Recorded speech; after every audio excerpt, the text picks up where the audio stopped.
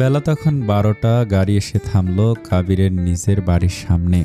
কাবির গাড়ি থেকে নেমে ঘুরে গিয়ে তিথির জন্য দরজা খুলে দিল। ঠিক সেই মুহূর্তে এক স্টাইলিশ মেয়ে, যে দেখতে ভীষণ সুন্দরী, ছুটে এসে কাবিরকে দেখে চিৎকার করে উঠল, ও কাবির জান, তুমি এসেছো?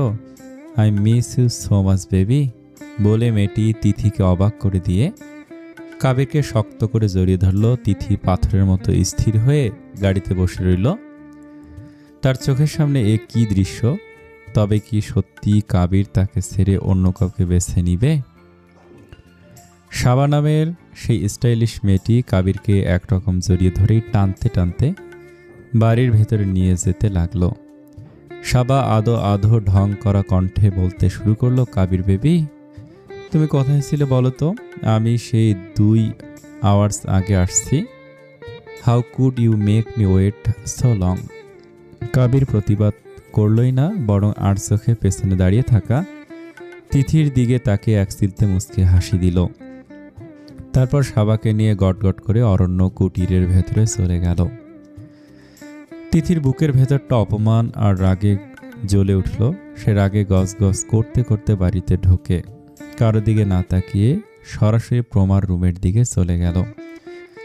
প্রমা তখন কলেজে। তিথি রুমে ঢোকার আগে দেখল ড্রয়িং রুমে সাবার মা বাবা আর ভাই বসে আছে। কাবিরের বাবা আলতাফ রহমানের বিশাল ব্যবসা। ময়মনসিংহের সদরে তার কাচের শোপিস এবং নানাবিধ ঘর সাজানোর জিনিসের বিশাল কোম্পানি আছে।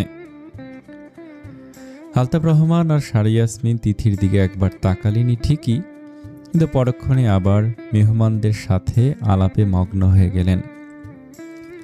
আলতাফ রহমানের চাচাতো ভাই সাইমন রহমান। সাইমনের বাবা মা অনেক বছর আগে এক সড়ক দুর্ঘটনায় মারা গিয়েছিলেন। সাইমন রহমান এখন সপরিবারে লন্ডনে থাকেন। তার স্ত্রী আয়েশা আফরোজ বেশ মার্জিত নারী। তাদের বড় ছেলে সাবির, বয়স 26, যে এখন সাইমন রহমানের কোম্পানির সিইও হিসেবে কাজ করছে। আর মেয়ে হলো এই সাবা, যারা পড়াশোনা করে। ইতালিতে থাকার সময় কাবিরের সাথে সাবার অনাকাঙ্ক্ষিতভাবে দেখা হয়েছিল। সাবা বিভিন্ন অজুহাতে কাবিরের সাথে দেখা করতে যেত এবং একতরফাভাবে তাকে ভালোবেসে ফেলেছে। সাবা ড্রয়িং রুমে বসে নিজের সিল্কি চুলগুলো দুলিয়ে ছোট হাত কাটা ড্রেসটা ঠিক করতে করতে বলল, আঙ্কেল, আমি কাবিরকে অনেক লাভ করি আর আমি চাই ও এখন সব সময় আমার পাশে থাকুক। I want to him to be by my side all of time. Simon Rahman তার ভাই আলতাফকে মিনতি করে বললেন, ভাইয়া, মেয়েটা যখন এত করে বলছে, থাকুক না কয়েকটা দিন কাবির ভাইয়ের সাথে, না করো না। সারা ইয়াসমিন দীর্ঘশ্বাস ফেলে বললেন, আপনাদের কথা বুঝতে পেরেছি বড় ভাই, যদি কাবির চায় তবে আমাদের সাবার এখানে থাকা নিয়ে কোনো আপত্তি নেই। কাবির এতক্ষণ চুপচাপ সব দেখছিল। সে একবার সাব্বির রহমানের দিকে তাকালো, যে একসময় ইতালিতে কাবিরকে খুব বড় একটা বিপদ থেকে উদ্ধার করে সাহায্য করেছিল। সাবিরের সে উপকারের কথা মনে করে কাবির সাবার দিকে তাকে বলল, সাবির একটা সময় আমাকে অনেক বড় উপকার করেছিল। Saba will stay here with us. Sabir স্বস্তির নিঃশ্বাস ফেলে বলল, আই এম রিয়েলি গ্রেটফুল ভাইয়া। My sister is in a bad mental state, please take care of her. বাবা, চলো এখন। সারা ইয়াসমিনের আতিথেয়তায় কোনো কমতি রাখলেন না। তিনি বললেন, আরে ভাই, খেয়ে যান, রান্না প্রায় শেষ। আজকের মেনুতে আছে সরষে ইলিশ, খাসির রেজালা, সাদা ভাত আর স্পেশাল কাঁচকলা দিয়ে ইলিশের ঝোল।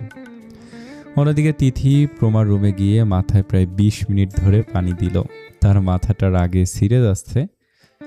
সে পেটের ওপর হাত বুলিয়ে বিড়বিড় করে বলতে লাগলো, এই শোন পিস্তি, তুই যখন পেট থেকে বের হবি তখন ওই রাক্ষস বাপকে একদম আব্বু বলে ডাকবি না, বুঝেছিস? আমাকে এখানে এনে ওনার গার্লফ্রেন্ডের সাথে মিট করাচ্ছে। বলুক না যে আর ভালোবাসে না, এত ঢং করার কি দরকার? সে ব্যাগ থেকে কাবিরের দেয়া আচারের প্যাকেটটা বের করে মেঝেতে ছুঁড়ে ফেলে দিল। কেন খাবো ওনার আচার? লোক দেখানো কেয়ার করেন শুধু। তিথি প্রমাকে কল দিয়ে বলল, আমার মাথা খারাপ হওয়ার আগে তাড়াতাড়ি বাড়ি আয়। আর শোন, আহানাব ভাইয়া, রোনা আপু সাদ্দাম ভাইয়া ওনাদেরও আজ আসতে বলবি। আর একটা কথা, আসার সময় কয়েক বস্তা তেঁতুলের আচার নিয়ে আসবি। বলেই কলটা কেটে দিল। প্রমা ক্যান্টিনে ছিল, দ্বিতীয় পিরিয়ড চলছে। তিথির কথা এখনও তার কানে বাজছে, মাথাটা ভন ভন করছে। তাই সে না পেরে সাদ্দামকে ফোন দিয়ে বলল, কি লেকচারার সাহেব, লেকচার দিতে দিতে তো আমাকে ভুলে গেছেন। সে 1 মাস আগে কথা বলছিলেন, আর কোনো পাত্তা নেই। কাহিনী কি বলেন তো? সাদ্দাম দীর্ঘশ্বাস ফেলে বলে, প্রমা আব্বু আম্মু আমার বিয়ে ঠিক করেছে। কথায় প্রমার কানে যেতেই প্রমা হিড়হিড় করে বলল, তাহলে এতদিন কেন আশা দিয়ে রেখেছিলাম সাদ্দাম ভাই? আমি তো কখনো কিছু নিয়ে বিরক্ত করিনি আপনাকে, তাহলে কেন করলেন এমন?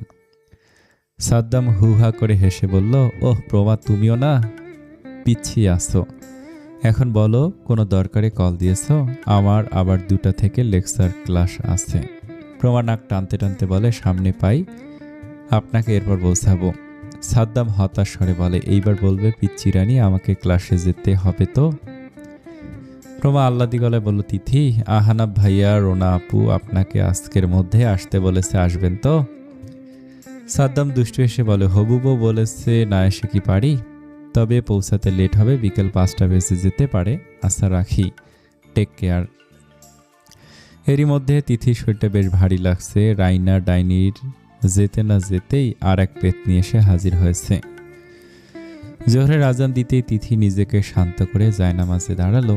খাবার টেবিলে সাবা কাবিরের পাতে বারবার খাবার তুলে দিচ্ছে। কাবির, তুমি তো কিছুই খাচ্ছ না। তুমি যদি না খাও we will get sick. Kabir একবার ধমক দিতে গিয়েও সাবিরের উপকারের কথা মনে করে নিজেকে সামনে নিল।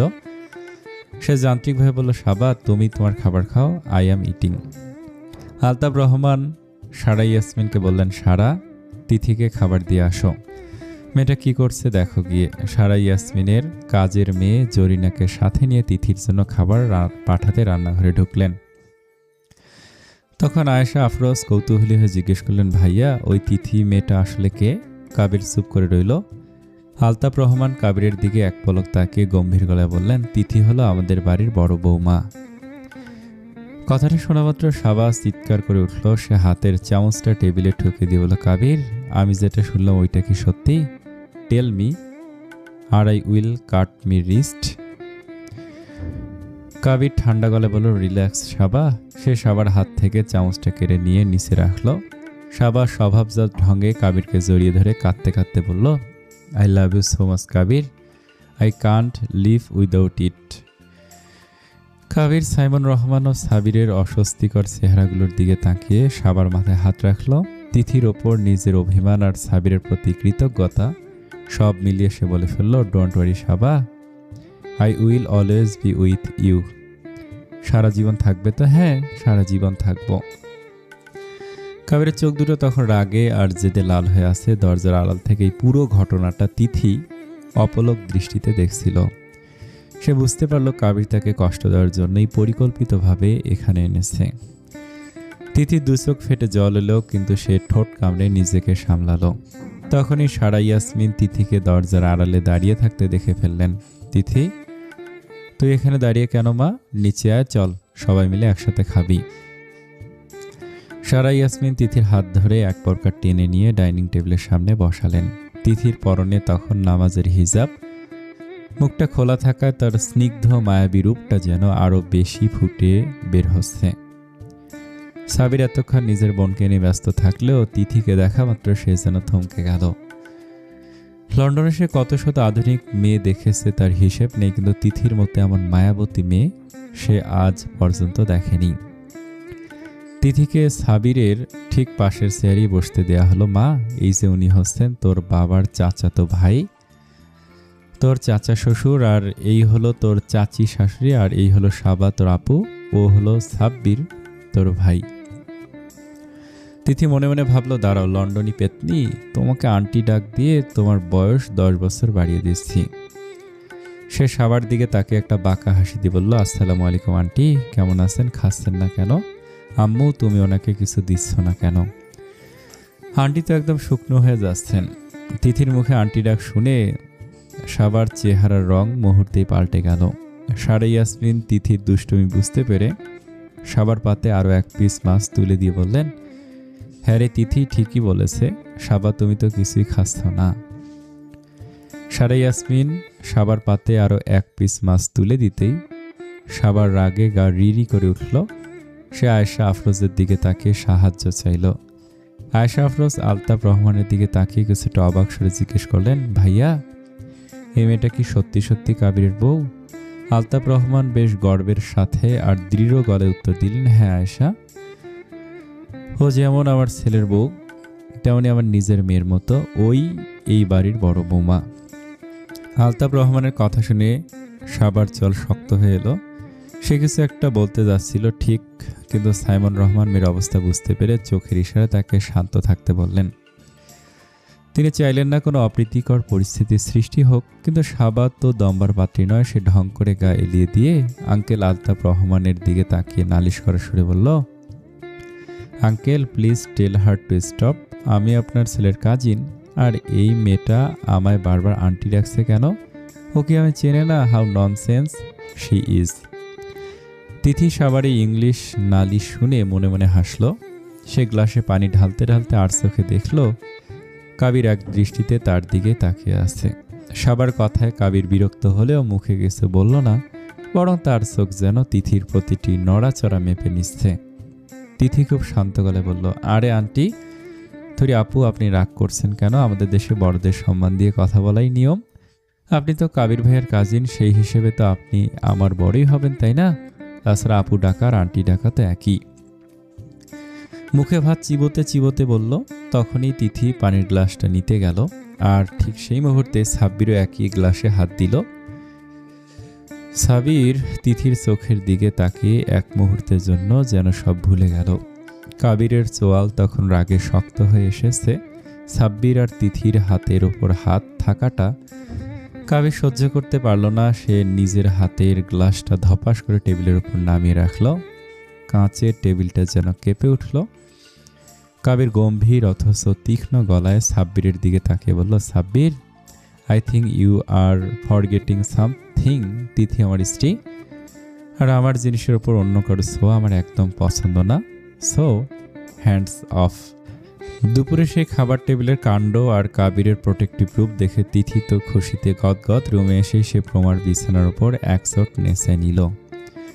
পেটের পিসিটার দিকে তাকে বলে, দেখলি বাপ, তোর হিটলার বাপটার জেলাসি দেখলি? লন্ডনী সাব্বির ভাইয়ের হাত আমার হাতের উপর পড়া মাত্রই একদম ড্রাকুলা হয়ে গিয়েছিল। তবে কিছুক্ষণ পর সাবা আর কাবিরের সেই সারা জীবন পাশে থাকবো কথাগুলো মনে পড়তেই আবার মনটা তেতে বিষাক্ত হয়ে গেল। রাগে গজগজ করতে করতে তিথি রুমের দরজা ভেতর থেকে লক করে দিয়ে বসে রইল। বিকেল নাগাদ কাবির কয়েকবার দরজায় নক করলো। গম্ভীর গলায় ডাকলো, তিথি দরজা খোলো, কথা আছে। তিথি দরজা খুলো ঠিকই, কিন্তু মুখটা বাংলা পাঁচের মতো করে দাঁড়িয়ে রইল। কাবির ভেতরে ঢুকতে গেলেই সে হাত দিয়ে আটকে দিয়ে বাঁকা গলায় বলল, আরে লন্ডন ফেরত সাবার মাই হার্ট, কিডনি, কলিজা, আপনি এখানে কেন? যান না, প্রেমিকার সাথে গিয়ে 2 আওয়ার্স গল্প করুন। এখন আবার আমার কাছে ঢং করতে কেন এসেছেন? কাবির একটা দীর্ঘশ্বাস ফেলে কপালে হাত রাখল। ধীরস্থলি রুমে ঢুকে বলল, তিথি প্লিজ ট্রাই টু আন্ডারস্ট্যান্ড, আমি পরে সব বুঝিয়ে বলবো, তুমি এখানে শান্ত হয়ে বসো, আমার কথাটা শোনো। তিথির চোখের কোণে অমনি জল সিকসিক করে উঠল। অভিমানী গলায় বলল, এই ছিল আপনার মনে? আমার সাথে সারাদিন কাটিয়ে এখন অন্য মেয়েকে বলছেন সারা জীবন পাশে থাকবেন? আপনি একটা আস্ত মিথ্যাবাদী বেটা মানুষ। প্রথমে ওই রায়না ডাইনি ছিল, ওটাকে কোনো মতে ভাগালাম, এখন আবার এই সাবা পেতনি এসে জুটেছে। কাবির এবার তিথির খুব কাছে এসে দাঁড়ালো। তিথির টলমল চোখের দিকে তাকিয়ে ঠোঁটের কোণে বাঁকা হাসি ফুটিয়ে ইংরেজিতে বলল, আর ইউ জেলাস বিবিজান? তুমি কি হিংসে করছো? জেলাস? আমি? আপনার মতো ড্রাকুলাকে নিয়ে আমি জেলাস হতে যাব কোন দুঃখে? আমি তো ভাবছি সাবা আন্টি থুরি আপুর কপাল কত খারাপ যে আপনার মতো একটা তিতকুটে করলার সাথে তাকে সারা জীবন থাকতে হবে। আমি তো ওর জন্য শোকসভা করার কথা ভাবছি। তিথির এমন উত্তর শুনে কাবির মৃদু হাসলো, আলতো করে তিথিকে সরিয়ে দিয়ে রুমে ঢুকলো। প্লিজ 10 মিনিটের জন্য ভেতরে বসতে দাও। হ্যাঁ, আসবেন না কেন? এই বাড়ি আপনার, এই বাড়ির ধুলোবালিও আপনার, শুধু আমি তো আপনার কেউ না। কাবির এবার সরাসরি তিথির সামনে এসে ওর 2 হাত ধরলো, নরম গলায় বলল, এই তুমিও আমার সব। শোনো, বিকেলে আমরা ঘুরতে যাব। কোথায় শুনি? আমি ময়মনসিংহে রিসেন্টলি নতুন রিসোর্ট সিলভার ক্যাসেল বুক করেছি। আজকে রাতটা আমরা ওখানেই থাকবো। অলরেডি তাড়াতাড়ি রেডি হয়ে নাও। আমি কোনো সিলভার গোল্ডেন রিসোর্টে যাব না। আপনার মতো এমন পাষাণ মানুষের সাথে তো একদমই না। আমি কি এতটাই খারাপ বিবিজান? এই, আপনি আমায় বিবিজান বলে ডাকবেন না, বলে দিলাম। ওসব আপনার সবার জন্য তুলে রাখুন। আমার উপর এত রাগ? রাগ তাদের উপরই করা যায় যারা আপন হয়, কিন্তু আপনি তো মাঝে মধ্যে এমন কষ্ট দেন যেন মনে হয় আপনি আমার কেউ না। কাবির আর নিজেকে ধরে রাখতে পারল না, হ্যাঁচকা টানে তিথিকে জড়িয়ে ধরল, শক্ত করে বুকে মিশে বলল, প্লিজ বিবিজান, এভাবে রাগ করে থেকো না, সত্যি বলছি খুব কষ্ট হয়। হ্যাঁ হ্যাঁ তিথি, তোর অ্যাক্টিং তো কাজে দিচ্ছে, এবার একটু নাটক বাড়া মনে মনে। দেখুন, আপনার ড্রাকুলা ছানাটা নড়ছে, মনে হয় বাপকে গালি দিচ্ছে। সত্যি দেখি তো। সে তিথির পেটে হাত রাখলো, সত্যি ভেতর থেকে বাচ্চার নড়াচড়া অনুভব করা যাচ্ছে। কাবিরের চোখে মুখে আনন্দের হাসি ফুটে উঠল। সে খুশিতে পাগল হয়ে তিথির পেটে মাথা ঠেকে একটা গভীর চুমু খেলো। এই, আপনি আমার পারমিশন না দিয়ে চুমু খেলেন কেন? নিজের জিনিসের ছোঁয়া নিতে কারো পারমিশন লাগে না বিবিজান। থাক, আমি রিসোর্ট ক্যান্সেল করে দিয়েছি। তুমি আর বেবির যদি কোনো ক্ষতি হয়, জার্নি করলে হয়তো সমস্যা হতে পারে। না না না না, ক্যান্সেল করার দরকার নেই। আজকে রোনা আপুরাও আসবে, আমরা সবাই মিলে সিলভার ক্যাসেলে যাব। আমি ঠিক আছি। ঠিক আছে, আই উইল ম্যানেজ। এখন কি রাগটা একটু কমেছে? না, কমেনি। আপনি জানেন আপনার পাশে কাউকে দেখলে আমার কতটা কষ্ট হয়। তবু কেন আপনি অন্য মেয়েদের পাত্তা দেন? আমি কষ্ট দেই, আর তুমি যে দুপুরে ওই সাব্বিরের হাতের সাথে হাত লাগিয়ে বসেছিলে, সেই খেয়াল আছে? বলে তিথির 2 হাতে এলো পাথারি চুমু খেতে লাগলো কাবির। তিথি খিলখিল করে হেসে উঠল। এই মানুষটা যেমন জেদি তেমনই পাগল, কিন্তু এই পাগলামিটাই যে তিথি পাগলের মতো ভালোবাসে। সন্ধ্যা 6টা, মাগরিবের নামাজ শেষ করে তিথি আর প্রমা নিজেদের গুছিয়ে নিতে ব্যস্ত। সিলভার ক্যাসেল রিসোর্টে যাওয়ার জন্য তিথি আজ বেশ পরিপাটি হয়ে তৈরি হয়েছে। পরে একটা লাল গোল জামা, এর ওপর ল্যাভেন্ডার রঙের একটা চমৎকার বোরখা, সাথে ম্যাচিং হিজাব আর হাত পায়ের মোজা। হালকা একটু কাজল দিয়েছে চোখে, যা তার ফর্সা মুখে মায়াবী আভা ছড়িয়ে দিচ্ছে। তিথিকে এখন ভীষণ স্নিগ্ধ লাগছে। প্রোমা জিন্স আর টপসের ওপর একটা স্টাইলিশ আবায়া পরে নিয়েছে। সে তিথির দিকে তাকিয়ে চোখ কপালে তুলে বলল, তিথি, তুই কি আজ ভাবি থেকে নায়িকা হতে যাচ্ছিস নাকি? তোর এই লুক দেখলে তো ভাইয়া আজ নির্ঘাত হার্ট অ্যাটাক করবে। দূর পাগল, কিছুই তো করিনি। আর তোর ভাইয়া তো সারাক্ষণ ওই সাবা আন্টির বেবি ডাক শুনেই ব্যস্ত। আমাকে দেখার সময় কই ওনার। ঠিক তখনই দরজায় টোকা পড়লো। কিছু না বলেই ঘরে ঢুকলো কাবির। ওর পরনে নেভি ব্লু শার্ট আর সাদা প্যান্ট, হাতাগুলো কুনি পর্যন্ত গোটানো। ঘরে ঢুকে ওর চোখ আটকে গেল আয়নায় তাকিয়ে থাকা তিথির ওপর। কয়েক সেকেন্ডের জন্য কাবির যেন পাথরের মতো স্থির হয়ে দাঁড়িয়ে রইল। তিথির এই স্নিগ্ধ রূপ দেখে ওর হৃৎস্পন্দন যেন কয়েক মুহূর্তের জন্য থেমে গেল। তিথি ঘাবড়ে গিয়ে প্রমার দিকে তাকালো। প্রমা তখন মুচকে হাসতে হাসতে ড্রয়িং রুমের দিকে সটকে পড়ল। কাবির বিদ্যুৎ গতিতে তিথির কাছে এগিয়ে এলো।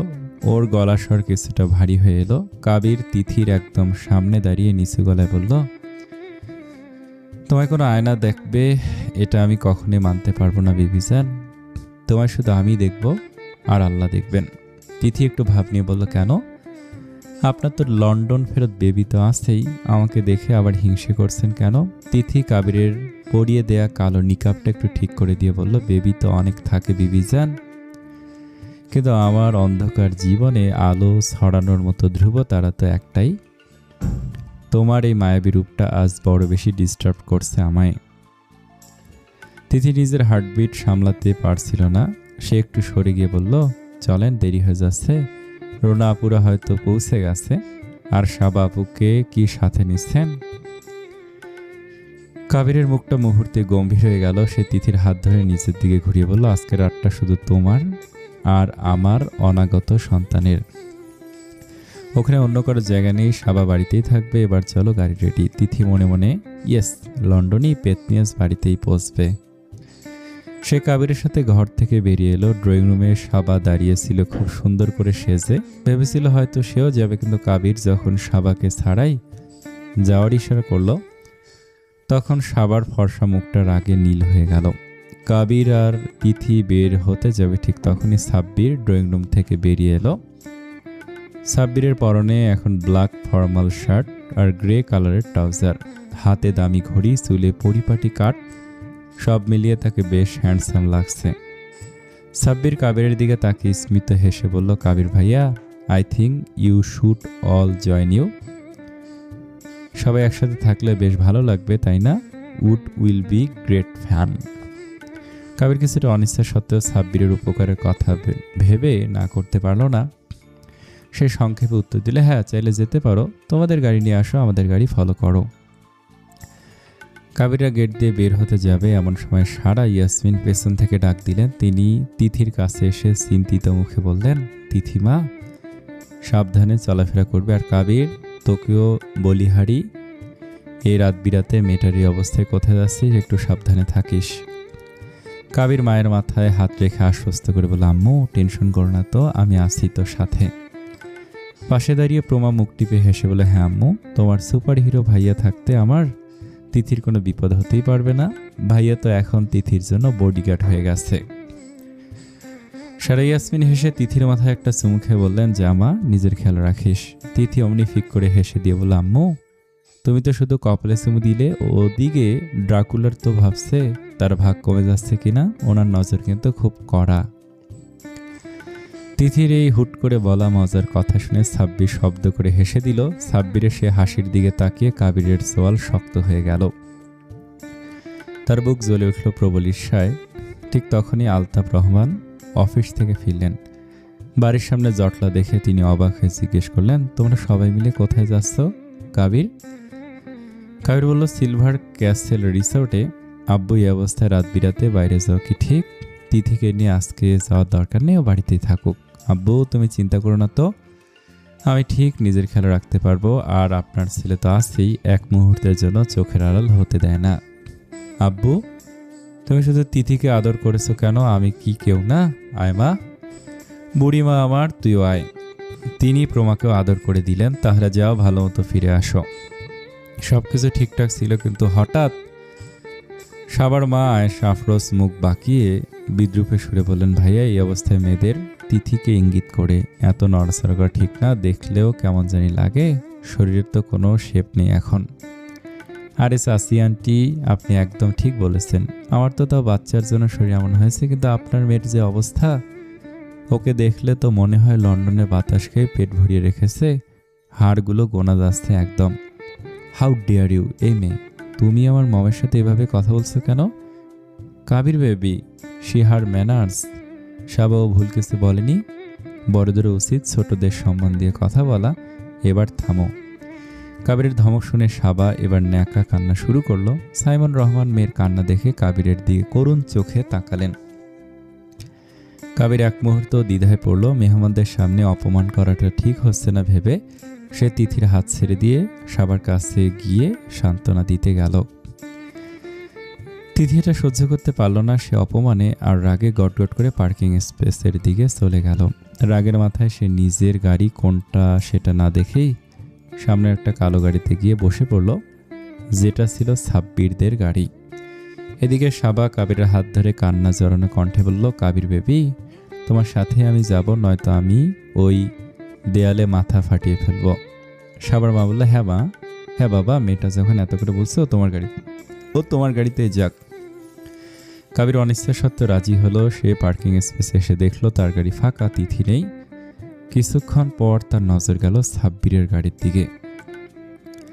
দেখলো তিথি সাব্বিরের গাড়ির পেছনের সিটে বসে আছে। কাবির যেই না সামনে এগোতে যাবে, অমনি সাব্বির এসে গাড়িতে ঢুকলো। তিথি সাব্বিরের দিকে তাকে খুব সুন্দর করে হেসে কথা বলছে। সাবা এবার কাবিরের হাত টেনে ধরে বলল, কাবির জান, চলো না, লেট হয়ে যাচ্ছে তো। প্রমা এসব নাটক আর সহ্য করতে পারছিল না। সে তিথির কাছে যাওয়ার জন্য সাব্বিরের গাড়ির দিকে পা বাড়াতে সাব্বির গাড়ির স্টার্ট দিয়ে বেরিয়ে গেল। কাবির স্তম্ভিত হয়ে দাঁড়িয়ে রইল।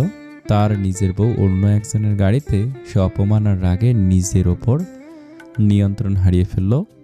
অগত্যা সাবার প্রমাকে নিয়ে সেও রিসোর্টের উদ্দেশ্যে রওনা হলো, কিন্তু তার মন পড়ে রইল ওই সামনের গাড়িটার দিকে। ময়মনসিংহের আঁকাবাঁকা রাস্তা দিয়ে গাড়ি দুটো সিলভার ক্যাসেল রিসোর্টের দিকে ধেয়ে চলছে।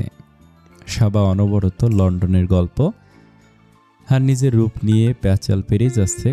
কাবির একবার জোরে স্টিয়ারিংয়ে থাপড় মারল। সাবার ওপর তার বিরক্তি এখন চরমে। তার পুরো ধ্যান জ্ঞান আর নজর এখন আয়নায় দেখা পেছনের ওই কালো গাড়িটার দিকে, যেখানে তার বিবিজান অন্য কোনো পুরুষের সাথে বসে আছে। অন্যদিকে সাব্বিরের গাড়িতে তিথি একদম মূর্তির মতো চুপচাপ জানালা দিয়ে বাইরে নিকশ কালো অন্ধকারের দিকে তাকিয়ে থাকলেও তার বুকের ভেতরটা অভিমানে ফেটে যাচ্ছে। সাব্বির মাঝে মধ্যে কথা বলার চেষ্টা করছে, কিন্তু তিথি শুধু হুঁ হ্যাঁ বলে এড়িয়ে যাচ্ছে। হঠাৎ কাবির আর নিজেকে সামলাতে পারল না। সে সজোরে ব্রেক কষল সাব্বিরের গাড়ির ঠিক সামনে। গাড়ি থামতেই কাবির ঝড়ের বেগে নেমে এলো। কোনো কথা না বলে সরাসরি সাব্বিরের গাড়ির পেছনের দরজা খুলে তিথির হাত ধরে এক টান দিয়ে নামিয়ে আনলো। কাবিরের চোখ দুটো অপমানে আর ঈর্ষায় লাল টকটকে হয়ে আছে। সে তিথিকে নিজের বুকের খুব কাছে টেনে এনে একদম নিচু কিন্তু ভয়ানক গম্ভীর গলায় বলল, তিথি দয়া করো, আমার ধৈর্য আর পরীক্ষা নিও না। ওই সাব্বিরকে তোমার পাশে দেখে আমার বুকের ভেতরটা আগুনের মতো জ্বলে ওঠে। আমি শপথ করে বলছি, তুমি যদি এখন আমার সাথে না চলো তবে আমি ওকে এখনই খুন করে ফেলবো। আই জাস্ট কিল করে ফেলবো ওকে। আমার মাথা পুরো গরম হয়ে যাচ্ছে। বিবিজান প্লিজ তুমি কিছু একটা করো। কাবিরের এমন পাগলামি আর প্রোটেক্টিভ রূপ দেখে তিথি মনে মনে বেশ খুশি হলো। সে একটু ভাব নিয়ে আলতো গলায় বলল, ও তাই নাকি? তা আপনার কথা মতো আপনার গাড়িতে ফিরলে আমার কি দেবেন সরি? কাবির মরিয়া হয়ে তিথির চোখে চোখ রেখে বলল, তুমি যা চাইবে আমি তাই দেবো বিবিজান। আমার সাথে এসো, বসো, জাস্ট আমার পাশে এসে বসো, এইটুকুই চাই। তিথি মনে মনে বলল, ইয়েস, এই তো সুযোগ। সেবার তার মাস্টার প্ল্যান শুরু করলো। সাবার উইন্ডো গ্লাসের কাছে গিয়ে তিথি প্রমাকে একটা চোখ টিপে দিতেই প্রমা বুঝে ফেলল বন্ধুর মতলব। সে অমনি মায়াকান্না শুরু করে দিল। প্রমা চড়া গলায় আহাজারি করে বলল, ওরে আল্লাহ, সাবাপু তুমি তাড়াতাড়ি গাড়ি থেকে নামো তো, আমার ভাবিটার মাথা ঘুরছে, শরীরটা একদম খারাপ লাগছে, ওকে একটু সামনে বসতে দাও গো, নয়তো বড় কোনো বিপদ হয়ে যাবে। তিথি একদম পাকা অভিনেত্রীর মতো কপালে হাত দিয়ে মাথা ঘুরছে এমন ভান করে কাবিরের গায়ের ওপর ঢলে পড়ল। সবাই এই অবস্থায় ভয় আর বিরক্তির চোটে গাড়ি থেকে নামতেই তিথি এক ঝটকায় কাবিরের পাশের সিটে গিয়ে বিজয়ীর বেশে বসল। সাবা বাইরে ধুলোর মধ্যে দাঁড়িয়ে অপমানে থ হয়ে রইল। সাব্বির পুরো দৃশ্যটা দেখে দীর্ঘশ্বাস ফেলল। তিথি মেয়েটার প্রতি তার মনে এক অদ্ভুত ভালো লাগা কাজ করছিল, কিন্তু সে জানতো এই লড়াইয়ে সে হেরে গেছে। কাবির গাড়ির জানালা দিয়ে হাত নাড়িয়ে সাব্বিরকে একগাল বিদ্রুপের হাসি দিয়ে বলল, বেস্ট অফ লাক সাব্বির। গাড়ির ভেতর প্রমা তিথিকে জড়িয়ে ধরে বলল, দোস্ত তুই তো পুরাই ফাটিয়ে দিয়েছিস, কি অ্যাক্টিং রে বাপ। তিথি লজ্জিত হাসির বদলে বেশ গর্ব করে বলল, হবে না, তোর বান্ধবী না। 100টা সবাই এলেও আমি তাকে ওনার কাছে ঘেঁষতে দেব না, দেখে নিস। প্রমা চোখ টিপে বলল, বুঝি, ভাইয়াকে কতটা পাগলের মতো ভালোবাসিস তুই। তিথি বা লজ্জা না পেয়ে উল্টো খোসা দি বললে, বড় মহিলা হয়ে গেছেন, দাঁড়া সাদ্দাম ভাই আসুক, তোকে আজই তার সাথে বিয়ে দিয়ে দেব, আমার পেছনে লাগা। পথের মাঝে জিম আর সাইফিনকেও তারা নিজেদের গাড়িতে তুলে নিল। অবশেষে সবাই রিসোর্টে পৌঁছালো। রিসোর্টে ঢোকার সময় তিথির হাত ধরে আছে ছোট ভাই সাইফ, তার পাশে জিম, প্রমা আর রোনা, পেছনে গম্ভীর মুখে কাবির, আহনাফ, সাদ্দাম আর সাব্বির, আর সবার শেষে মুখ কালো করে সাবা। হঠাৎ সবার মনে হলো কাবিরের নজর কাড়া দরকার।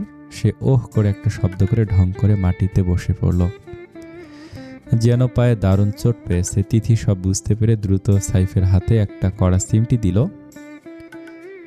সাইফ আকাশ ফাটানো চিৎকার দিয়ে উঠল। কাবির সবার কাছে যাওয়ার উপক্রম করেছিল, কিন্তু সাইফের এই ভয়ানক চিৎকার শুনে সে আটকে উঠল। সবার কথা মুহূর্তে ভুলে গিয়ে সে এক লাফে তিথির কাছে এসে তাকে জাপটে ধরল। তিথি, কি হয়েছে, তোমার কিছু হয়নি তো? তুমি ঠিক আছো তো বিবিজান? তিথি কাবিরের বুকের মাঝে মুখ লুকিয়ে মনে মনে হাসছে, আর সাবা ওদিকে রিসোর্টের ঠান্ডা মাটির উপর বসে হাঁ করে কাবিরের কর্মকাণ্ড দেখছে। ড্রাকুলা যে আজ তার বিবিজান ছাড়া দুনিয়াটা অন্ধকার দেখছে। রাত তখন 8টা। সিলভার ক্যাসেল রিসোর্টের চারপাশটা আলোয় ঝলমল করছে। কাবির অত্যন্ত সাবধানে তিথিকে আগলে নিয়ে ডিনার টেবিলের দিকে এগিয়ে যাচ্ছে। তিথি মনে মনে ভাবছে, ইস, আজ উনি যেভাবে রাগ করলো সবটাই তো ওই সাব্বির ভাইয়ের সামনে যাওয়ার জন্য। লোকটা তো আসলেই হিটলার। রিসোর্টের বিশাল ডাইনিং হলের এক কোণে কাবির তিথিকে নিয়ে একটু নিরিবিলি জায়গায় দাঁড়ালো। চারিদিকে মানুষের ভিড় থাকলেও কাবিরের পুরো মনোযোগ শুধু তার বিবিজানের ওপর। সে তিথির খুব কাছে এসে একদম নিচু স্বরে গভীর ইমোশন নিয়ে বলল, শোনো বিবিজান, আজ যা হয়েছে হয়েছে, কিন্তু ভবিষ্যতে ভুলেও আর কখনো ওই সাব্বিরের সামনে মুখ খুলবে না। তোমার এই রূপ, তোমার এই মায়াবী হাসি সবই শুধু আমার জন্য, শুধু আমার গট ইট। তিথি কাবিরের চোখের দিকে তাকিয়ে তার অধিকার বোধটা অনুভব করলো। সে বুঝল কাবির শুধু রাগ করছে না, বরং তাকে আগলে রাখতে চাইছে। কাবির আবার গম্ভীর গলায় বলল, ইসলামে গায়রে মাহরাম পুরুষের সাথে অপ্রয়োজনীয় মেলামেশা বা কথা বলা নিষিদ্ধ। রাসূল সাল্লাল্লাহু আলাইহি সাল্লাম বলেছেন, কোনো পুরুষ যেন কোনো নারীর সাথে নির্জনে অবস্থান না করে যতক্ষণ না তার সাথে কোনো মাহরাম থাকে। সহিহ বুখারী। আর তোমার সৌন্দর্য কেবল তোমার স্বামীর জন্য। অন্যদিকে আল্লাহ তাআলা পবিত্র কুরআনে বলেছেন, তারা যেন তাদের সৌন্দর্য প্রকাশ না করে তাদের স্বামী ব্যতীত। সূরা আন-নূর আয়াত নম্বর 31। তুমি আমার আমানত তিথি, এই আমানতে অন্য কারো ভাগ আমি সহ্য করতে পারবো না। তিথি চুপ করে শুনছিল। কাবিরের মুখে হাদিসের এই ব্যাখ্যা শুনে তার মনে এক অদ্ভুত প্রশান্তি এলো। সে প্রতিজ্ঞা করল এরপর থেকে সে আরো সতর্ক হবে। তিথি আজ একটা ঢিলেঢালা চমৎকার আবেয়া পড়েছে। পেটের ভেতরের ছোট্ট প্রাণটার জন্য তার শরীরটা আগের চেয়ে একটু ভারী দেখাচ্ছে। আবায়ের ওপর দিয়েও সেটা বোঝা যাচ্ছে। আয়নায় নিজেকে দেখে তিথি খুব খুশি হলো। সে মনে মনে বলল, আমার ড্রাকুলা ছানাটা বড় হচ্ছে। ডিনার টেবিলের কাছে গিয়ে সবাই জড়ো হলো। কাবির তার বন্ধুদের দিকে তাকিয়ে গম্ভীর কণ্ঠে ঘোষণা দিল, এখানে মেয়েরা যারা আছো তোমাদের জন্য আমি পাশের আলাদা একটা টেবিল বুক করেছি। তোমরা ওখানে গিয়ে স্বাচ্ছন্দ্যে বসে ডিনার করো। এখানে পুরুষদের ভিড়ে তোমাদের বসার দরকার নেই। তিথি বার আগে উঠে দাঁড়িয়ে পড়ল।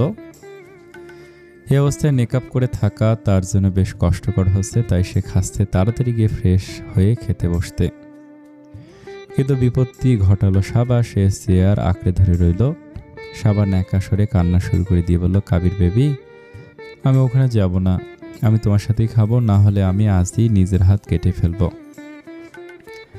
সাবার এই নাটক দেখে তিথির ধৈর্যের বাঁধ ভেঙে গেল। কাবির কিছু বলার আগেই তিথি সাবার সামনে গিয়ে দাঁড়িয়ে তীক্ষ্ণ গলায় বলল, শুনুন সাবা আপু, অনেক হয়েছে বেবি ডাক। এরপর যদি আরেকবার আমার স্বামীর সাথে কথা বলেন বা বেবি বলে ডাকেন, তবে হাত কাটার কষ্ট আপনাকে করতে হবে না। আমি নিজেই আপনাকে কুচি কুচি করে কেটে একদম সাগরে ভাসিয়ে দেবো, বুঝেছেন? সাবার আগে অপমানে কিছু বলতে যাবে, ঠিক তখনই সাব্বির পেছন থেকে সাবার হাত ধরে থামিয়ে দিল। সাব্বির শান্ত কিন্তু কঠোর গলায় বলল, থামো সাবা, অনেক হয়েছে। তিথি যা বলছে ঠিকই বলছে। আমাদের নিজেদের সীমানা বোঝা উচিত। চলো এখান থেকে। সাবা সাব্বিরের কথা শুনে গটগট করে পা আছাড় দিয়ে মেয়েদের টেবিলের দিকে চলে গেল। তিথি বিজয়ের হাসি দিয়ে কাবিরের দিকে তাকালো। কাবিরও মনে মনে তার সাহসী বিবিজনের ওপর বেশ গর্ব বোধ করল। তিথিদের টেবিলের পরিবেশটা তখন বেশ থমথমে। সাবার বাঁকা কথা শুনে রোনার মেজাজ বিগড়ে গেল। সাবার না কুঁচিয়ে তিথিকে বলল, আজকের এই চাঁদনি রাতটা প্রাণ ভরে দেখে নাও তিথি, কারণ কাল থেকে তোমার জায়গা হবে আমার পায়ের নিচে। মনে রেখো, কাবির শুধু তোমার মতো সাধারণ কারো নয়। জিম একগাল বিদ্রুপের হাসি এসে বলল, অন্যের স্বামীকে নিজের বানানোর স্বপ্ন দেখা তো এক ধরনের মানসিক রোগ সাবা। তুমি বরং ডাক্তার দেখাও। রোনাও ধমকে সুরে বলে, একদম ঠিক সাবা আপু, তুমি কি শুরু করেছে সব? মেহমান হয়ে এসেছো, মেহমান হয়ে থাকো। রোমা তখন তিথির পেটের ওপর হাত রেখে আদুরে গলায় বলল, সাবা আপু, তুমি ভুল জায়গায় বাজি ধরেছ। আমার ভাইয়া আর ভাবির ভালোবাসার ফল তো ভাবির পেটেই বড় হচ্ছে, তুমি বরং নিজের হাড় কঙ্কাল নিয়ে চিন্তা করো। সবাই এবার ডুকরে কেঁদে ওঠার ভান করলো। তিথি প্লেটে খাবার সাজাতে সাজাতে মনে মনে ভাবলো, এই পেতনির মুখ বন্ধ করা দরকার। সে একটা মুচকি হাসি দিয়ে বলল, আচ্ছা সাবা আপু, আপনি তো লন্ডনে অনেক পড়াশোনা করেছেন, একটা চ্যালেঞ্জ নেবেন? আপনি যদি আমার সাথে টানা 10 মিনিট ইংরেজিতে কথা বলতে পারেন, তবে কথা দিচ্ছি আমার স্বামী একদিনের জন্য আপনার হবে। জিম ভয়ে তিথির উড়ুতে একটা চিমটি কাটলো, ইশারায় বলল, পাগল হয়েছিস নাকি? তিথি চোখ টিপে আশ্বস্ত করলো যে সে জানে সে কি করছে। সাবা খিলখিল করে হেসে উঠল, হোয়াট? লন্ডনে থাকতে আমি ক্লাস টপার ছিলাম, ইংরেজিতে আমার থেকে ভালো কেউ ছিল না, তোমার মতো আনকালচার্ড মেয়ে আমার সাথে পাল্লা দেবে? It's impossible. তিথি অবলীলে উত্তর দিল, রিয়েলি? আসলে আমার বাবা তো ইংরেজি শিক্ষক, সেই হিসেবে জন্ম থেকে আমি একটু একটু ইংরেজি পারি, তো চ্যালেঞ্জটা শুরু হয়ে যাক। তবে আপনি হেরে গেলে আমি যা বলবো তাই করতে হবে, রাজি? সারা দম্ভের সাথে বলো, ডান। অন্য টেবিলে কাবির, আহনাফ, সাদ্দাম ও সাব্বির বসে আছে। চারপাশটা শান্ত থাকলেও কাবিরের বন্ধুদের মাঝে উত্তেজনা শেষ নেই। সাদ্দাম পানির গ্লাসে চুমুক দিয়ে হাসতে হাসতে বলল, দোস্ত কাবির, তুই তিথিকে কিভাবে পেলি বলতো? আর ওই গড অফ ইতালি রে ধরতে পেরেছিস? আহনাফ খাবার নাড়তে নাড়তে ফিসফিস করে বলল, আরে ওসব স্যার, দোস্ত তিথি কি প্রেগনেন্ট? ওর পেটটা তো একটু ফোলা লাগলো। মামা, তুই যে আমাদের এত আগে চলে যাবি সেটা বুঝি নাই, কংগ্রাচুলেশন ব্রো। কাবির আলতো করে হাসলো, সে হাসিতে এক অদ্ভুত প্রশান্তি ছিল। সে বন্ধুদের দিকে তাকিয়ে গম্ভীর গলা বলল, আহনাফ, ওসব ফাজলামি বাদ দে, তিথি এখন আমার অস্তিত্ব, ওকে আমার কাছ থেকে কেউ নিতে পারবে না। যদি নিতে হয় তবে আমাকে কিল করে তারপর ওর কাছে যেতে হবে। টেবিলের পরিবেশটা মুহূর্তে ভারী হয়ে এলো। সাব্বির এতক্ষণ চুপচাপ ছিল, সে তার প্লেটটা একপাশে সরিয়ে রেখে বলল, আমার খাওয়া শেষ, আমি একটু বাইরে যাচ্ছি, আপনারা এনজয় করুন। আহনাফ সাব্বিরের হাত ধরে টেনে বসালো। আরে বসো বসো, এভাবে একা একা কোথায় যাবা? খাবার তো কিছুই মুখে দিলে না। সাদ্দামও সাই দিয়ে বললে, হ্যাঁ সাব্বির, বসো না, একটু আড্ডা দেই। কাবির সাব্বিরের দিকে তাকিয়ে একটু বাঁকা হাসি দিয়ে বলল, বসো সাব্বির, খাও, না খেলে স্বাস্থ্য ভালো হবে কি হবে। এরপর কাবির একটু গম্ভীর হয়ে তার বন্ধুদের কাছে তিথি নিখোঁজ হওয়ার সেই দুর্বিষহ দিনগুলোর কথা বলতে লাগলো। তিথি যখন প্রেগন্যান্ট এই খবরটা কাবির প্রথম জানতে পারলো, তখন সে কি পরিমাণে ঘাবড়ে গিয়েছিল আর একই সাথে খুশিতে পাগল হয়েছিল সেই স্মৃতিগুলো শেয়ার করলো। আহনাফ সব শুনে একটা দীর্ঘশ্বাস ফেলে বলল, সে যাই হোক কাবির, তুই তিথিকে ভুল বুঝে একদম ঠিক করিসনি, মেয়েটা স্মৃতি হারিয়েও কত কিছুর মধ্য দিয়ে গিয়েছে। সাদ্দাম মাথা নাড়িয়ে বলল, হ্যাঁ রে দোস্ত, তুই এমনিতে অনেক ঝামেলা পোহাচ্ছে, এই অবস্থায় তুই ওকে যেভাবে ট্রিট করলি ও অনেক কষ্ট পেয়েছে। কাবির মাথা নিচু করে বলল, জানি রে, এখন সব আল্লাহর রহমতে ঠিক হয়ে গেছে।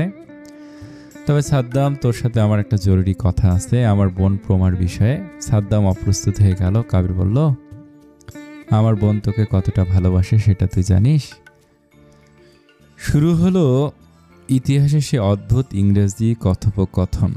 তিথি গম্ভীর মুখে শুরু করল, so miss Saba, what are you hubby পেছনে? I mean what you always running after my husband?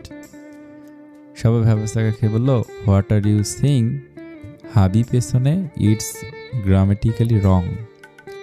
তিথি এবার আক্রমণাত্মক ভঙ্গিতে বলল, listen, you are an irritate person in front of me, don't threat me nonsense people. সবার আগে কাঁপতে কাঁপতে বলল, who is irritate? You are insulting me. Tithi এবার তুরুপের তাস চালল। সে সাবার মুখটা বেঁকিয়ে বলল, really? Okay, now you pronounce is this word, pneumonoultramicroscopicsilicovolcanoconiosis. Saba হা হয়ে তাকে রইল, তার চোখ কপালে উঠে গেল। সে তোতলামি করে বলল, হোয়াট ইজ দিস?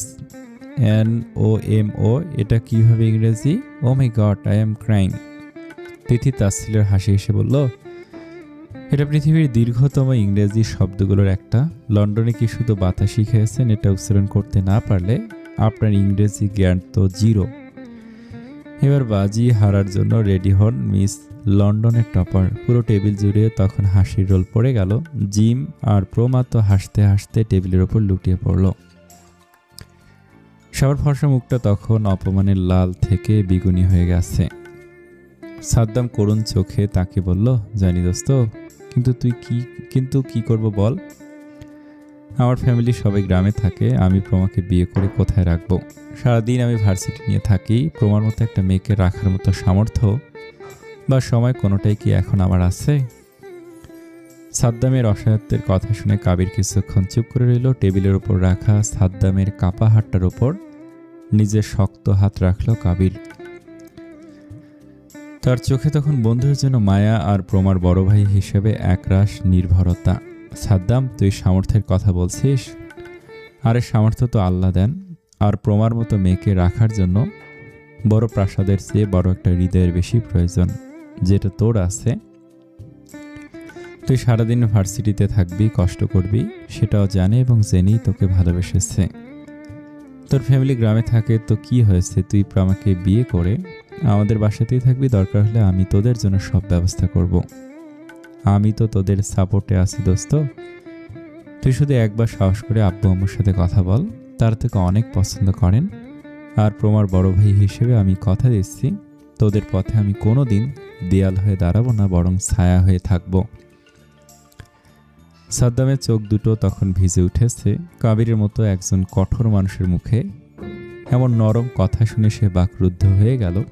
কাবির মুচকে এসে বলল, প্রমা আমার আদরের বোন, আর তুই আমার জানের দোস্ত। তোদের দুজনের হাত এক করে দিতে পারলে আমার চেয়ে বেশি খুশি কেউ হবে না। কালই তুই আম্মু আব্বুর সাথে আলাদা করে কথা বলবি, বাকিটা আমি সামলে নেব। সিলভার ক্যাসেল রিসোর্টের ডিনার শেষে সবাই যখন খোলা চত্বরে ঘুরে বেড়াচ্ছিল, তখন সবার মুখটা অপমানে ছোট হয়ে আছে। সে তার ভাই সাব্বিরের হাত ধরে ফিস ফিস করে কাঁদতে কাঁদতে বলল, ভাইয়া, দেখলে অসভ্য মেয়েটা অদ্ভুত সব ইংরেজি বলে আমাকে সবার সামনে ইনসাল্ট করলো। ও নির্ঘাত চিটিং করেছে। কি বলেছে? কি হয়েছে সাবা, খুলে বলতো। এভাবে কাঁদলে আমি বুঝবো কিভাবে? ও আমাকে না বুঝে কি সব ইংরেজি বলে গালি দিল। আমার মনে হয় ও আমাকে অপমান করেছে। মোটেও না, আমি তো শুধু দেখিয়ে দিলাম যে এই তিথিও পড়াশোনা জানে। লন্ডনে গিয়ে ইংরেজি ভুলে গেছেন বুঝি সারা আপু। আহনাফ হাসতে হাসতে কাবিরকে জিজ্ঞেস করলো, কিরে কাবির, তিথিকে কি আর পড়াবি না? কাবির কিছু বলার আগেই তিথি স্মার্টলি উত্তর দিল, শোনো না আহনাফ ভাই, মেয়েরা পড়াশোনা করে একটা ভালো স্বামী পাওয়ার জন্য। আমি তো পৃথিবীর সেরা স্বামীটা পেয়েই গিয়েছি, এখন আর পড়াশোনা দিয়ে কি করব? ছোট ভাই সাহেব তিথির কথায় সায় দিয়ে বলল, ঠিক কইছে আপু, আমারও পড়বার ভালো লাগে না, বই খুললেই ঘুম পায়। কাবির সাইফের মাথায় হাত বুলিয়ে আদুরে গলায় বলল, না, তিথির ওপর পড়াশোনার কোনো চাপ নেই। আমার বিবিজান আর আমার অনাগত সন্তানকে সুস্থ রাখাই এখন প্রধান কাজ। পড়াশোনা আপাতত অফ থাকবে। সাদ্দাম বলল, যাক তিথি, তাহলে আর টেনশন করো না। কাবির হাসলো, আরে না, বেবি হওয়ার পর ও আবার পড়াশোনা শুরু করবে, ও অনেক মেধাবী। সাবা এবার তাসিলের হাসি এসে বলল, ও মাই গড তিথি, তুমি কোন ক্লাস পর্যন্ত পড়েছো শুনি? তিথি শান্তভাবে বলল, ক্লাস 10-এ পড়েছি, পরীক্ষার আগে কিছু সমস্যার জন্য এক্সাম দিতে পারিনি। সাবা হাসতে হাসতে লুটিয়ে পড়ল, হা হা হা, এই ইলিটারেট মেয়েটা কিনা আমার সাথে পাল্লা দেয়। ও কাবির, তুমি এই অশিক্ষিত মেয়েটাকে কিভাবে টলারেট করো? কাবির এবার সারার দিকে আগুনের মতো দৃষ্টিতে তাকালো, গম্ভীর গলায় বলল, সাবা, সেটা তোমাকে না ভাবলেও চলবে। আমার স্ত্রী আমার কাছে পৃথিবীর শ্রেষ্ঠ সুন্দরী এবং জ্ঞানী। ওকে নিয়ে বাজে কথা বলার সাহস আর দেখাবে না। Mind your own business. সবার আগে ফুসফুস করে চলে গেল। রিসোর্টের এক নির্জন ব্যালকনিতে দাঁড়িয়ে তিথি আর কাবির। তিথি কালো বোরকায় আর কাবির কালো শার্ট প্যান্টে, যেন এক দুর্দান্ত জুটি। তিথি কাবিরের উপস্থিতি বুঝতে পেরে একটা কবিতা বলল, যদি শোনো আমি আর নেই, আসবে কি প্রতিদিন একটা গোলাপ হতে? নাকি ভুলে যাবে আমিও কখনো ছিলাম এই পৃথিবীর বুকে? কখনো কি তুলবে তোমার দুটি হাত খোদার দরবারে? চাইবে কি আমাদের আবার দেখা হোক পরকালে ওই আখিরাতে? নাকি ভুলে যাবে আমিও কখনো ছিলাম এই পৃথিবীর বুকে? কাবির পেছন থেকে তিথিকে জড়িয়ে ধরে ফিস ফিস করে বলল, তোমার কবিতাটা অনেক সুন্দর হয়েছে, মাই নাইট কুইন। শোনো বিবিজান, তুমি সবসময় আমার চোখের সামনে থাকবে। আমি ওই সাব্বিরকে একদম সহ্য করতে পারছি না। তিথি একটু হেসে বলল, ও তাই নাকি? সাবাকে বুঝি খুব সহ্য করতে পারেন? কাবির বিরক্ত হয়ে বলল, উফ, ওর কথা বলো না তো, জাস্ট ডিসগাস্টিং। তিথি কৌতূহলী হয়ে জিজ্ঞেস করলো কাবির কিভাবে সাব্বিরকে হেল্প করেছিল। কাবির লন্ডনে সেই মিশনের কথা বলল যেখানে সে গুলিবিদ্ধ হয়েছিল এবং সাব্বির তাকে বাঁচিয়েছিল। তিথি আতকে উঠে কাবিরের শার্ট খামচে ধরল। কোথায় গুলি লেগেছে? খুব কষ্ট হয়েছে না? কাবির তিথিকে জ্বালাতে বলল, তখন সাবা তখন আমার খুব যত্ন করেছিল। ও মানুষ হিসেবে ভালো। তিথি অভিমানে দূরে সরে যেতে চাইল, কিন্তু কাবির তাকে জাপটে ধরে গাঢ় গলায় বলল, না বিবিজান, আমি শুধু তোমাকেই ভালোবাসি। তুমি আমার সেই প্রাণ যাকে ছাড়া আমি মৃত। ইউ আর মাই এভরিথিং তিথি। তিথি মুগ্ধ হয়ে বলল, এত সুন্দর করে কথা বলেন আপনি। আমি তো আবার প্রেমে পড়ে গেলাম। রাত তখন 11টা। ময়মনসিংহের সিলভার রিসোর্টে লাইভ মিউজিকে পার্টি চলছে। রোনা, জিম আর তিথি প্রমারা একটা রুমে বসে গল্প করছে। তিথি জিমকে জিজ্ঞেস করলো, আপু, গায়রে মাহরামের সাথে মেলামেশার শাস্তি কি? জিম গুরুত্ব দিয়ে বলল, ইসলামে পর্দা ফরজ। গায়রে মাহরামের সাথে নির্জনে থাকা বা অযথা মেলামেশাকারীরা কবিরা গুনাহ। রাসূল সাল্লাল্লাহু আলাইহি সাল্লাম বলেছেন, যারা পর্দা করে না তারা জান্নাতের সুঘ্রাণও পাবে না। নির্জনে অবস্থান নিয়ে হাদিসে রাসূল সাল্লাল্লাহু আলাইহি সাল্লাম বলেছেন, কোনো পুরুষ যেন কোনো গায়রে মাহরাম নারীর সাথে নির্জনে অবস্থান না করে, অন্যথায় সেখানে তৃতীয়জন হিসেবে শয়তান উপস্থিত থাকে। তিরমিজি 21:65। অন্যদিকে দৃষ্টি সংযম নিয়ে হাদিসে রাসূল সাল্লাল্লাহু আলাইহি সাল্লাম হযরত আলী রাদিয়াল্লাহু তাআলা আনহুকে উদ্দেশ্য করে বলেছিলেন, হে আলী, একবার দৃষ্টি পড়ার পর পুনরায় দৃষ্টিপাত করো না। প্রথম দৃষ্টিটি তোমার জন্য ক্ষমাযোগ্য, কিন্তু পরবর্তী দৃষ্টিটি গুনাহ হিসেবে গণ্য হবে তোমার জন্য। আবু দাউদ 21:49। তিথি মনে মনে প্রতিজ্ঞা করলো সে আর কোনোভাবেই নিজ ইচ্ছায় কোনো নন মাহরাম পুরুষের সাথে কথা বলবে না এবং কাছেও যাবে না।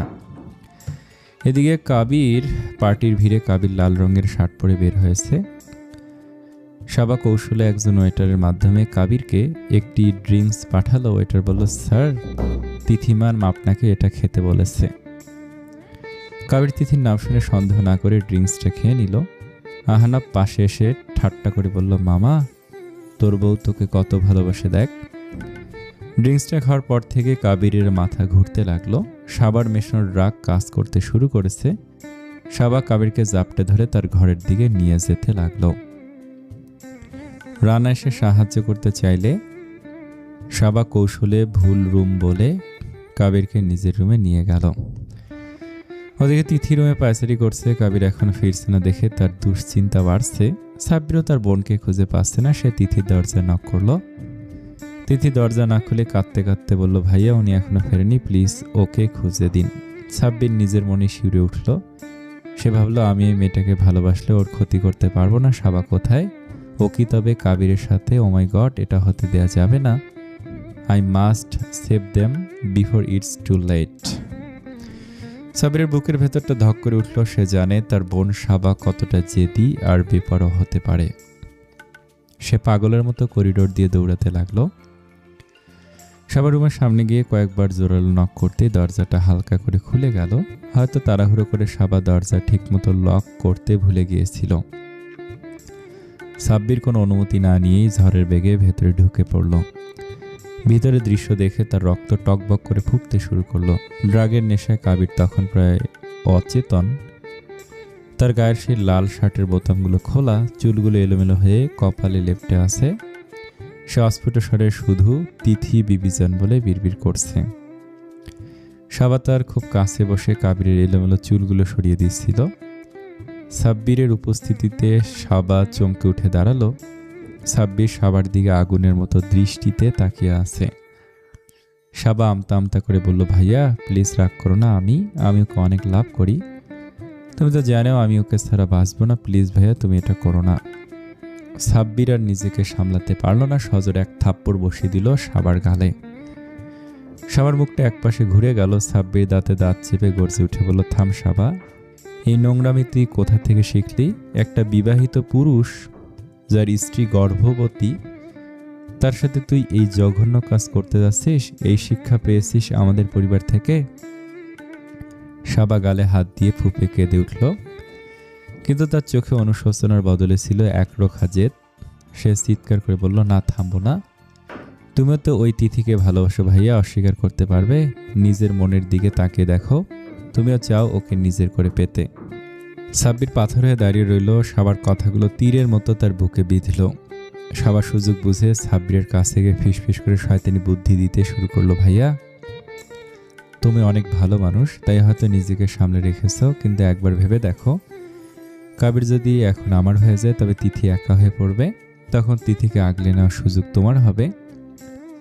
আমি কাবিরকে চাই আর তুমি তিথিকে নিয়ে নাও, আমাদের দুজনেরই জেদ পূরণ হবে। প্লিজ ভাইয়া, জাস্ট একবার ভেবে দেখো।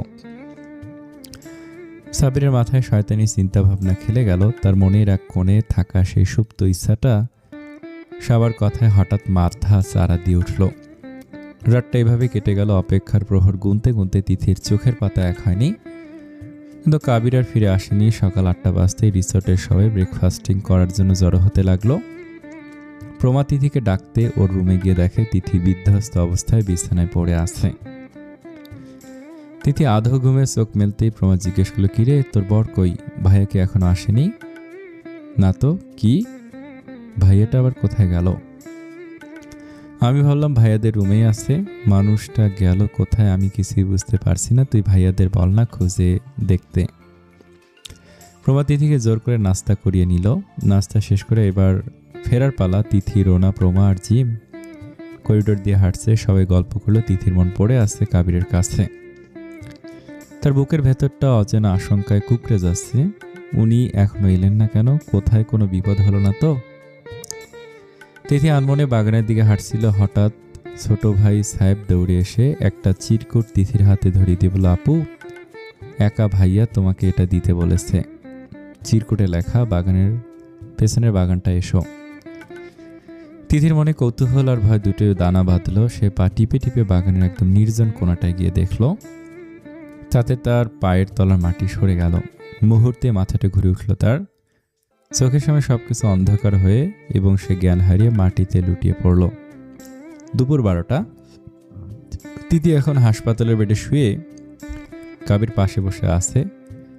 তার চোখে মুখে অপরাধবোধ আর দুশ্চিন্তার ছাপ। বাকিরা চলে গেলেও প্রমা এক নাগারে কাবিরকে প্রশ্ন করে যাচ্ছে, ভাইয়া তুমি এত কেয়ারলেস কিভাবে হলে? তিথির আজ এই অবস্থার জন্য তুমি দায়ী। ওর যদি আজ কিছু হয়ে যেত তখন? থাম প্রমা, আমার নিজেরও কোনো সেন্স ছিল না। আমি একটা অন্য রুমে ছিলাম। কিভাবে কি হলো আমি কিছুই বুঝতে পারছি না। তুমি তো এমন নও ভাইয়া, তাহলে এমনটা হলো কিভাবে? কাবির কপালে হাত দিয়ে বিড়বিড় করলো, ওই ড্রিঙ্কটা খাওয়ার পর থেকে কেমন জানি লাগছিল। আমার আর কিছু মনে নেই, কিন্তু ড্রিঙ্কটা তো তিথি পাঠিয়েছিল, তবে এমন কেন হলো? এমন সময় তিথির জ্ঞান ফিরে এলো। পাশে কাবিরকে দেখে সে শিউরে উঠল। তিথি প্রমাকে কাছে ডেকে ফিসফিস করে বলল, প্রমা, ওনাকে বল এখান থেকে চলে যেতে। আমি ওনার মুখ দেখতে চাই না। বিবিজান, তুমি এভাবে কেন বলছো? আমি কি করেছি? প্রমা, তুমি ওনাকে যেতে বলো প্লিজ, আর আমাকে আমার বাড়িতে নেওয়ার ব্যবস্থা করো। তিথি, প্লিজ কথা বলো, আমি কি কোনো ভুল করেছি? ভাইয়া তুমি এখনো দাঁড়িয়ে আছো কেন? যাও এখান থেকে। তিথির রাগে মুখ লাল হয়ে আছে। একটা সাদা ওজি গাউন পরা, পেটের অংশটা এখন আরো স্পষ্টভাবে বোঝা যাচ্ছে, যাকে ভীষণ অসহায় আর মায়াবী করে তুলেছে। কাবির তিথির কপালে একটা দীর্ঘ চুমু খেয়ে ধরা গলা বলল, আমি জানি না আমি কি ভুল করেছি, but I will fixed everything and come back to you বিবিজান। কাবির ঘর থেকে বেরিয়ে যেতেই তিথি প্রমাকে জড়িয়ে ধরে হু হু করে কেঁদে ফেলল। কান্নার তোড়ে তার কথা আটকে আসছিল। প্রমা, আমি কি আর সুন্দর নই? আমি কি সত্যি খুব খারাপ দেখতে হয়ে গেছি? উনি কি আমায় আর পছন্দ করেন না? তবে কেন উনি এমন করলেন? কাবির দরজার আড়লে দাঁড়িয়ে সব শুনলো। তার মনে খটকা লাগলো, তিথি কেন তাকে নিয়ে এমন ভাবছে? যে ড্রিঙ্ক তিথি দিয়েছে বলে সে জানতো, সেই ড্রিঙ্ক খেয়ে তার সব উলটপালট হয়ে গেল। অথচ তিথি এখন তার সাথে কথা বলছে না। কাবির বুঝতে পারল একটা ফাঁদে সে বাজেভাবে জড়িয়ে পড়েছে। হাসপাতালে তখন এক থমথমে পরিস্থিতি। কাবির দরজার আড়ালে দাঁড়িয়ে তিথির কান্নার শব্দ শুনছিল। ঠিক সেই মুহূর্তে সেখানে উপস্থিত হলো সাবা আর সাব্বির। সাবা এসে আদিক্ষেতা শুরু করে দিল। সাবা কাবিরের হাত ধরার চেষ্টা করে চড়া গলায় বলল, কাবির বেবি, তুমি কোথায় ছিলে বলো তো? আমি যে তোমাকে না দেখে একদম থাকতে পারি না। সাবার এই নির্লজ্জ কথাগুলো তীরের মতো তিথির কানে বিঁধল। সাব্বিরও পাশ থেকে যোগ দিল। সে স্বাভাবিক হওয়ার ভান করে বলল, হ্যাঁ কাবির ভাইয়া, তিথি এখন কেমন আছে? আমাদের আসতে একটু দেরি হওয়ার জন্য আমরা দুঃখিত। কাবির নিজের রাগ সামলিয়ে শান্তমুখে একটা রহস্যময় জোরজনক হাসি ফুটিয়ে বলল। সাবার দিকে তাকিয়ে সে ধরা গেলে বলল, হ্যাঁ সাবা, আমি তোমার কাছেই যেতাম। আসলে একটা বিশেষ দরকার ছিল তোমার সাথে। হাসপাতালের করিডোরের চারপাশের বাতাস যেন এক নিমিষে ভারী হয়ে উঠল। সাবা আর সাব্বির কিছু বুঝে ওঠার আগেই কাবির দুপা এগিয়ে এসে তাদের একদম মুখোমুখি দাঁড়ালো। তার চোয়াল শক্ত, চোখ দুটোর আগে রিরি করছে। কাবির সাবা আর সাব্বিরের চোখের দিকে স্থির দৃষ্টিতে রেখে বরফ শীতল কণ্ঠে বলল, আমি তোমায় একটা লাস্ট চান্স দিচ্ছি সাবা। তোমরা দুজনে কি নিজ থেকে এখন তিথির সামনে গিয়ে স্বীকার করবে কাল রাতে তোমরা আমার সাথে কি করেছো, নাকি আমি অ্যাকশন নেওয়া শুরু করব? কাবিরের গলার ওই ভয়ানক সুর শুনে সাবার বুকের ভেতরটা কেঁপে উঠল, কিন্তু সে চট করে নিজের ভয় আড়াল করে আগের মতো আদুরে গলায় বলল, কাবির ডার্লিং, এইসব কি বলছো তুমি? ওই আনকালচার্ড মেয়েটার কাছে আমার সাথে এইভাবে কথা বলছো কেন? কাল রাতে যা হয়েছে তা তো তুমি নিজের ইচ্ছায়। শাট আপ সাবা। কাবির বাঘের মতো গর্জে উঠল। তার চিৎকারে হাসপাতালের করিডোরটা কেঁপে উঠল। কাবির এবার সাব্বিরের দিকে ঘুরে দাঁড়ালো। সাব্বিরের চোখে তখন অপরাধ বোধ আর ভয়ের মিশ্রণ। কাবির সাব্বিরের কলারটা এক হাতে শক্ত করে চেপে ধরে দাঁতে দাঁত চেপে বলল, this is too much Sabbir. কাল রাতের পর তোমার উপর আমার যেটুকু রেসপেক্ট ছিল সব শেষ। আমি তোমার থেকে আর যাই হোক আমার আর তিথির লাইফ নিয়ে এমন নোংরা গেম এক্সপেক্ট করিনি। সাব্বির মুখ নামিয়ে চুপ করে রইল। সে কোনো উত্তর দিতে পারল না। কাবির সাব্বিরকে এক ঝটকায় সরিয়ে দিয়ে নিজের গায়ের লাল শার্টের হাতা দুটো কুনি পর্যন্ত উপরে তুলল, আর ঠোঁটের কোণে এক ভয়ঙ্কর পৈশাচিক হাসি ফুটে উঠল। সে সাবা আর সাব্বির দুজনের দিকে তাকে বলল, নাও ইটস মাই টার্ন। তোমরা দুজন যে আমার আর আমার স্ত্রীর মাঝে এসেছো, তাদের তো এখন আমার নিজের হাতে আপ্যায়ন করতেই হবে। Just wait and watch Kabir Rahman Kainat এখন তোমাদের সাথে কি করে। কাবিরের রূপ দেখে সাবার ফর্সা মুখটা ভয়ে একদম ফ্যাকাশে হয়ে গেল। সে বুঝতে পারল ড্রাগের নেশা কেটে যাওয়ার পর কাবির এখন আর সেই কাবির নেই। সে আসল ঘটনা জানতে পেরে এক হিংস্র সিংহ হয়ে ওঠে। হাসপাতালের কেবিনের ভেতর তখন প্রমা তিথিকে রেডি হতে সাহায্য করছিল। তিথি তার সাদা ওজি গাউনের উপর কালো চাদরটা টেনে নিচ্ছিল। চোখে মুখে এখনো সেই তীব্র বিষাদের মেঘ। সে মনে মনে সিদ্ধান্ত নিয়েছে এই মুহূর্তে সে আর কাবিরের সাথে থাকবে না, যে করেই হোক নিজের বাড়িতে ফিরে যাবে। ঠিক তখনই কাবিরের দরজাটা সজোরে আছড়ে খুলে গেল। ভেতরে দৃশ্য দেখে তিথি আর প্রমা দুজনে স্তব্ধ হয়ে গেল। কাবির সাব্বিরের শার্টের কলার এক হাত ধরে হিড়হিড় করে টেনে হিঁচড়ে কেবিনের ভেতর নিয়ে আসছে। সাব্বিরের মুখ দিয়ে রক্ত ঝরছে, চোখ মুখ ফুলে গেছে। কাবিরের জন্য হাতটা রঙে রাঙানো, সেটা সাব্বিরেরই রক্ত। সাবা পেছনে দাঁড়িয়ে ভয় কাঁপতে কাঁপতে চিৎকার করছে, কিন্তু কাবিরকে থামানোর সাহস তার নেই। তিথি আতকে উঠে দুপা পিছিয়ে গেল। তার ফর্সা মুখটা ভয় শুকিয়ে গেল। সে কাঁপা গলায় বলল, আরে আপা, আপনি ওনাকে মারছেন কেন? উনি কি করছেন? ছেড়ে দিন ওনাকে। কাবির সাব্বিরকে ঝনঝন করে মেঝের উপর ছুঁড়ে ফেললো, ঠিক যেমন করে কোনো আবর্জনা ফেলে দেওয়া হয়। এরপর সে নিজের হাতের রক্তমাখা আঙুলগুলো ছেড়ে ধীর গতিতে তিথির দিকে এগিয়ে গেল। কাবিরের চোখে তখন এক চরম প্রতিশোধের আগুন জ্বলছে। সে তিথির একদম মুখোমুখি দাঁড়িয়ে পকেটে হাত রাখলো। তারপরে এক অদ্ভুত ঠান্ডা ধারালো গলায় সে বলতে শুরু করলো, বিবিজান, তুমি আমায় যেই জন্য ইগনোর করছো, এই যে তোমার সামনে পড়ে থাকা সো কল্ড জেন্টলম্যান, এনারাই এটার কারণ। আর ওই দরজায় দাঁড়িয়ে থাকা ড্রামা কুইন, এরা দুজন মিলে কাল রাতে একটা মাস্টার প্ল্যান করেছিল।